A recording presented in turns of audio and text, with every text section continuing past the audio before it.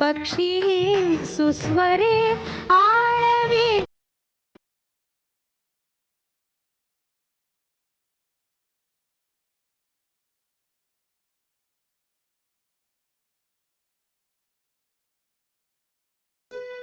विविध लतावृक्ष, कृमी, कीटक, पक्षी, प्राणी आणि विपुल अशा जीववैविध्यानं नटलेली आपली वसुंधरा. इतर सर्व सजीव प्राण्यांपैकीच माणूस हाही त्यातलाच सजीव प्राणी, ज्याच्या बुद्धीचा विकास झालाय.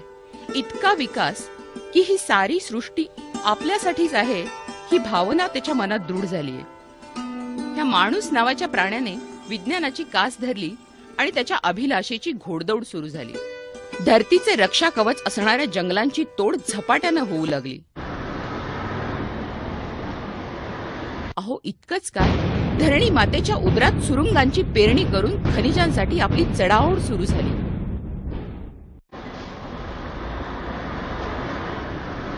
माणसाने उत्तरोत्तर विज्ञान आणि तंत्रज्ञान त्यात अधिकाधिक प्रगतीची शिखरे पादाक्रांत केली, पण निसर्गाला ओरबाडण्याची घोडचूक ही केली.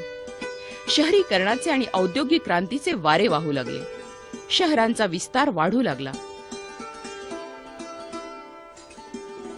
माणसांचे लोंढेच्या लोंढे शहराकडे वाहू लागले. शहरातल्या भूभागांवर लोकसंख्या वाढतच गेली. वाहतुकीची साधनं आणि सोयी सुविधा यात भरमसाठ वाढ झाली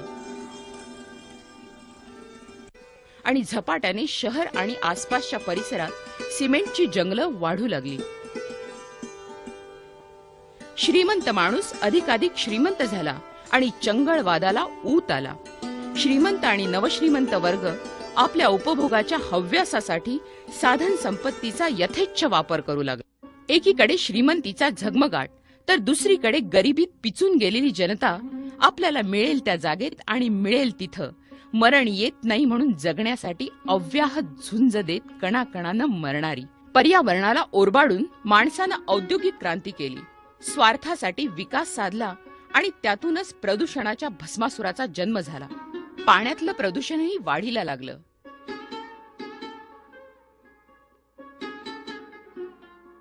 कचऱ्याच्या ढिगांनी नद्या तुडुंब झाल्या आणि त्यातही माणूस आपली पोटाची आग जाळण्यासाठी त्या कचऱ्यातही उद्योग शोधू लागला.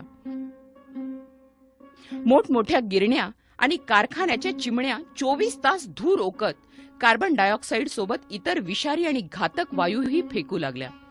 Carbon dioxide, methane, nitrous oxide, पाण्याची धुलीकणांनी भरलेली वाफ आणि धूर यातून पृथ्वीवर जणू एक अभ्र तयार झालं. पृथ्वीकडून शोषली जाणारी उष्णता उत्सर्जित होऊन वातावरणात फेकली जात असताना ह्या अभ्राचा अडथळा निर्माण झालाय आणि त्यामुळं पृथ्वीभोवतालच्या वातावरणाच्या तापमानात दिवसेंदिवस वाढ होऊ लागलीय. ह्याच तापमान वाढीचा परिणाम होऊन बर्फाच्छादित प्रदेशातले बर्फ वितळू लागले आणि त्यामुळं दिवसेंदिवस समुद्राच्या पाण्याची पातळी वाढू लागलीय. अहो धरणीला जणू ताप आलाय. आपण सर्वजण या तापाला जबाबदार आहोत. आपण सर्वजण ग्लोबल वॉर्मिंगच्या समस्येला तितकेच जबाबदार आहोत. समुद्राचे प्रवाह बदलत चालले आहेत, त्यामुळे किनाऱ्यालगतचे प्रदेश पाण्याखाली जाऊन अतोनात नुकसान होण्याचा धोका वाढत चाललाय.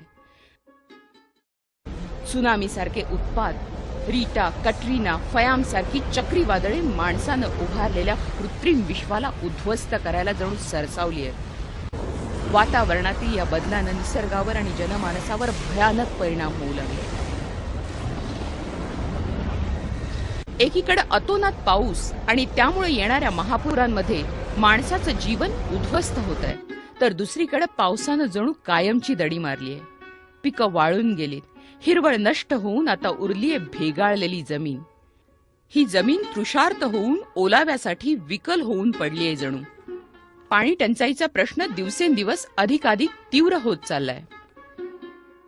अतोनात वाढलेली लोकसंख्या, त्यामुळे वाढलेली गरिबी आणि ह्यासोबत हातात हात घालून कुपोषण आणि रोगराई आता थैमान घालू लागलीय. उद्याचे भवितव्य घडवणारे भावी नागरिक बाल्यावस्थेत भाकरीच्या तुकड्यासाठी आक्रंदत आहेत. खरंच का हो आपण विकसित झालो, प्रगत झालो? खडबडून जाग आलीय आता साऱ्यांनाच. काय होतं, काय आहे आणि काय होईल तुम्हीच पहा.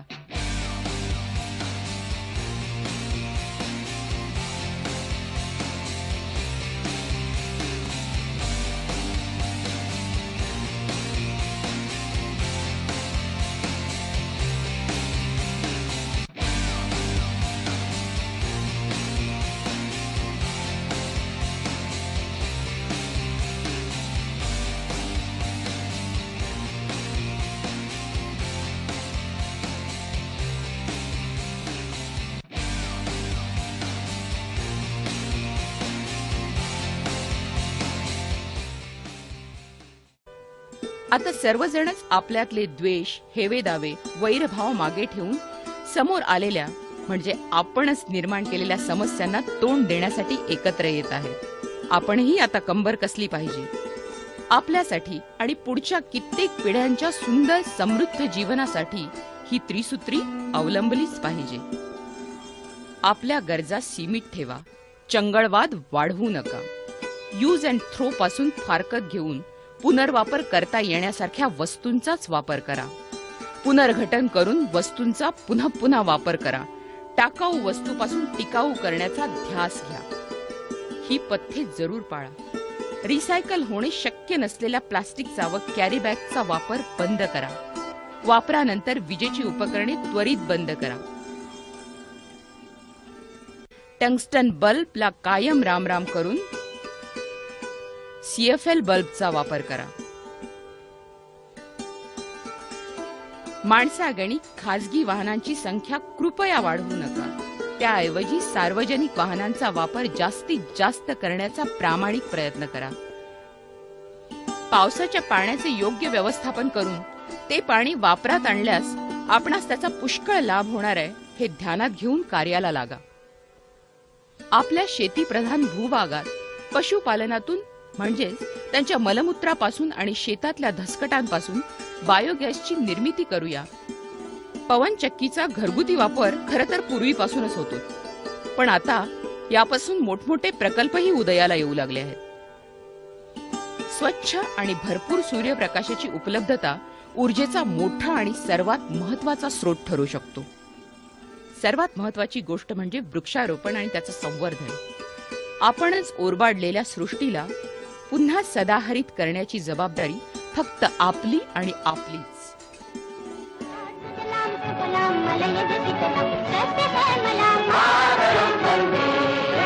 सुजलां सुफलां मलयज शीतलां सस्यश्यामलां मातरं वन्दे